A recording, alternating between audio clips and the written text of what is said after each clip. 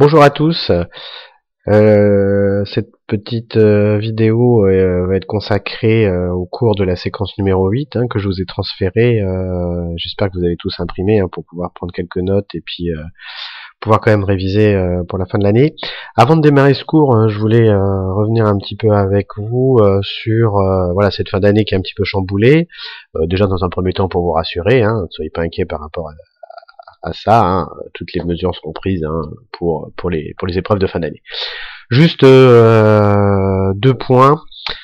Le premier point, donc sur les activités pédagogiques, donc le cours, les TD et les activités expérimentales, puisque je vais en parler aussi. Bon, pas d'inquiétude, il nous reste 3 séquences avec celle-ci. Vous allez voir que ces 2 séquences finalement on va être plus dans la poursuite d'études. Les connaissances sont restreintes. Vous allez voir que vous n'avez pas grand-chose à connaître finalement sur ces 2 dernières séquences, enfin sur la séquence 8 et 9 en tout cas. Vous allez voir qu'on va faire des TD type bac comme d'habitude.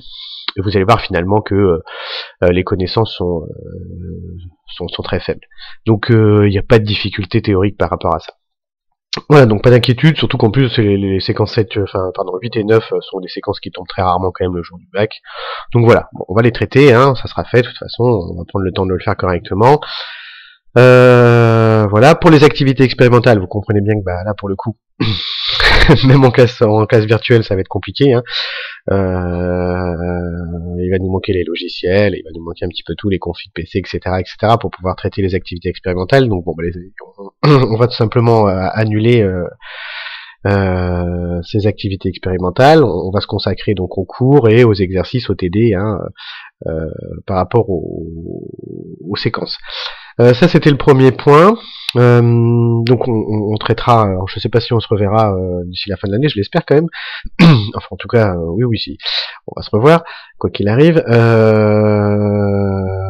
Donc pour les séquences, les 3 séquences qui nous restent, je vous parlais de la séquence 10 qui sera peut-être un petit peu plus importante que les autres, donc on prendra un petit peu plus de temps de la traiter. Et donc on fera ça peut-être après les vacances ou juste avant les vacances, je sais pas comment au niveau du temps comment ça va se goupiller.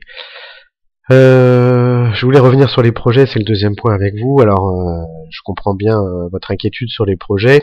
Ne le soyez pas en effet. Alors vous êtes tous arrivés à un stade plus ou moins avancé du projet.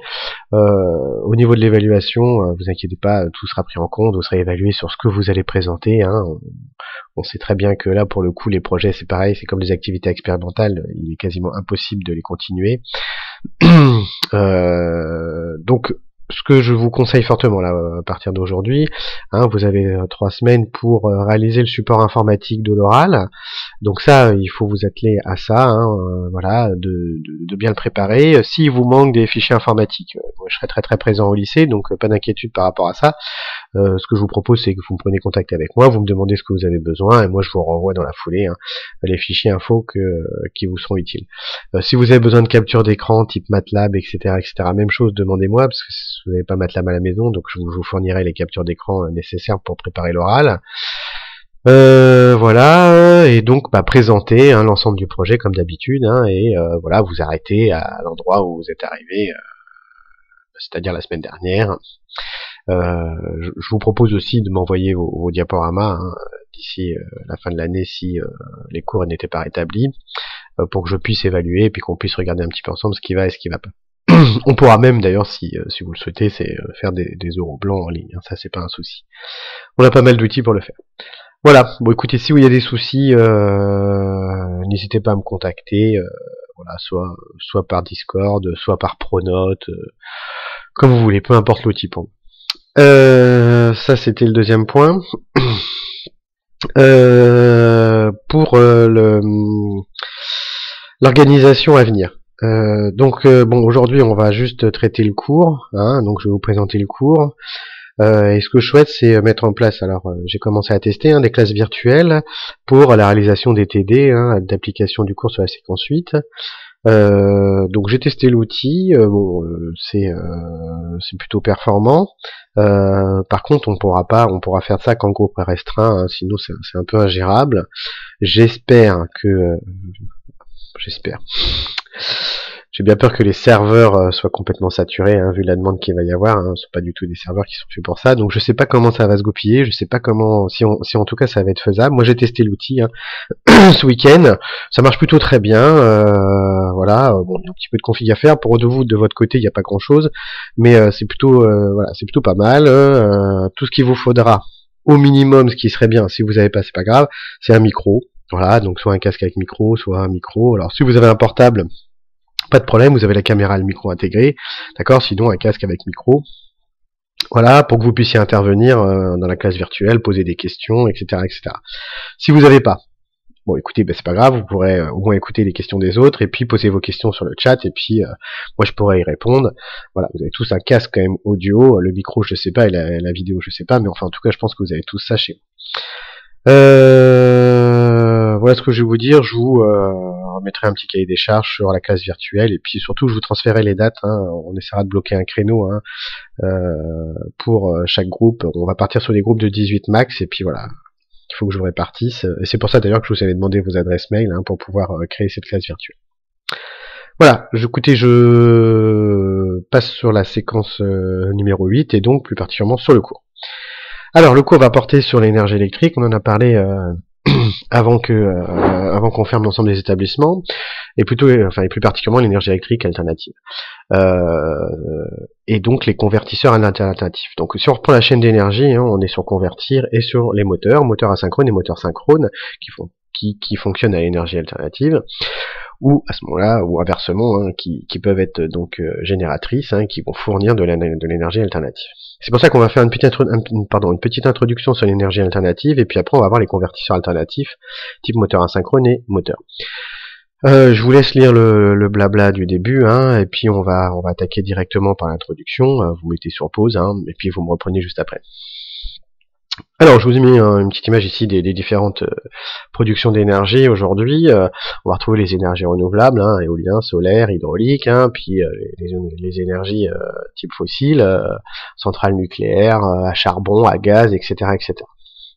Donc ici, à part les panneaux photovoltaïques qui, eux, fournissent de l'énergie électrique continue, d'ailleurs on a vu hein, comment on pouvait la retransformer en énergie électrique alternative, hein, pardon, sur la séquence sur la MLI.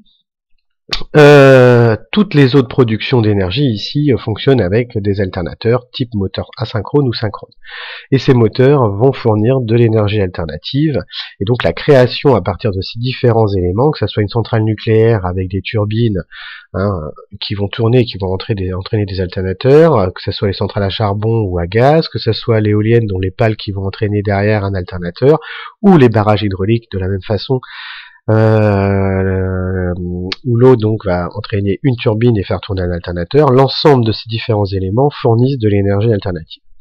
C'est une première explication déjà pourquoi on utilise l'énergie alternative plutôt que l'énergie continue. Alors après il y en a d'autres, pardon, on va les reprendre juste après.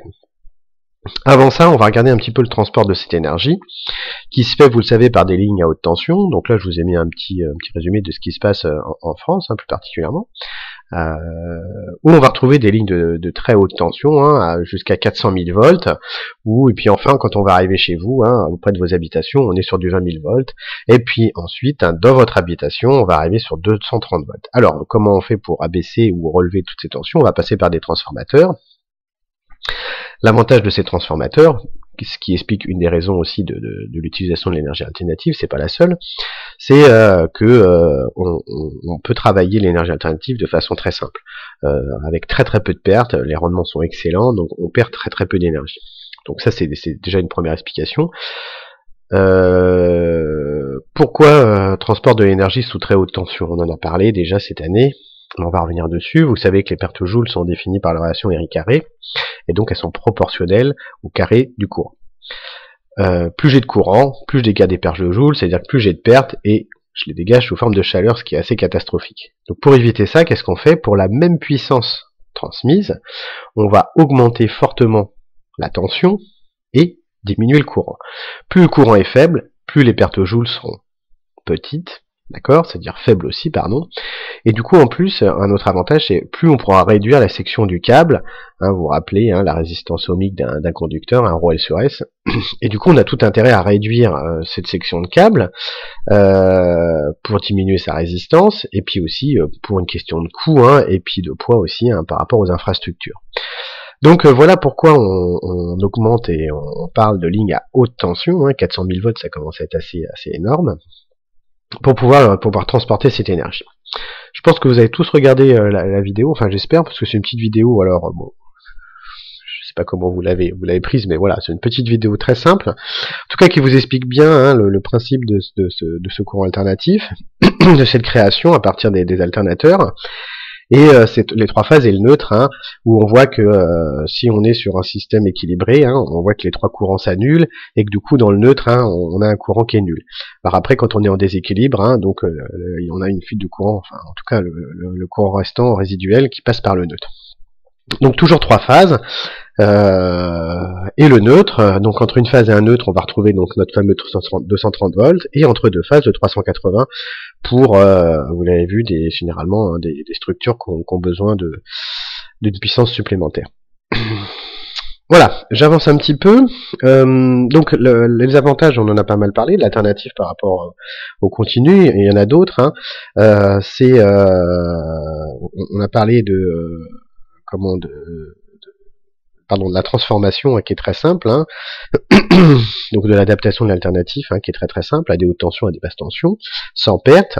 Autre chose aussi, c'est qu'il faut savoir que les moteurs à courant alternatif sont de technologie plus simple que les moteurs à courant continu, ils ont des meilleurs rendements, pas de maintenance. Autre chose, c'est que sur un signal alternatif, hein, le courant passe régulièrement par zéro, ce qui n'est pas le cas du courant à continu, et sur les générateurs à courant continu, hein, vous savez, on en a parlé puisqu'on a fait le cours dessus, hein, on a le collecteur hein, qui crée des arcs électriques et du coup qui crée de l'usure, ce qui n'est pas le cas du moteur à courant continu. Donc ici vous avez une petite courbe hein, qui présente le coût hein, en fonction de l'énergie utilisée, alternative ou continue, et on voit que ici, hein, tant qu'on n'a pas dépassé les 800 km, hein, on a tout intérêt à rester sur de l'alternative. Je passe à la suite. Alors, caractéristiques du courant alternatif. Alors j'avais mis ça de côté exprès. Alors le courant que nous fournit la compagnie électrique est d'une périodique et sinusoïdale. Donc deux termes fondamentaux. Hein. Donc périodique, c'est la tension change périodiquement de sens, le courant s'inverse constamment. Ici on voit les deux courbes représentées, hein. Donc de ici, hop, on y va, de la tension et du courant, hein, déphasé, on le verra tout à l'heure, on en reparlera.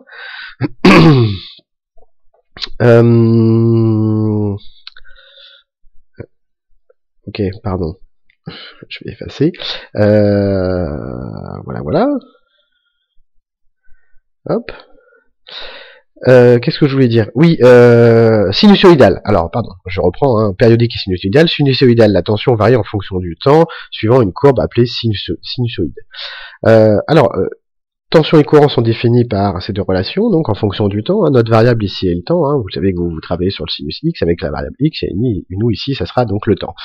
Donc on est sur du sinus oméga t. Oméga, on va en parler tout à l'heure, ça c'est à la pulsation.